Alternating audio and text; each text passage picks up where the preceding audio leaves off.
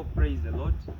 My name is Odit Juventai, the CA of Butavika Christian Union Fellowship. Hereby invites you, all the family of Butavika Christian Union Fellowship, for tomorrow's service. It is going to be a blessing service for all the new members that have been announced. They will be declaring their positions. We shall get to know who Papa Church is, who Mama Church is, who the church administrator is. So come one, come all, 5 to 7. May God bless you. Wow, thank you, CA. This is the church coordinator, BCU. We welcome you for tomorrow's service. Please come and know where you're going to serve and what you're going to do. The Lord will bless you, and be ready to take the mantle. May God bless you. Thank you. With an open mind, come one, come all.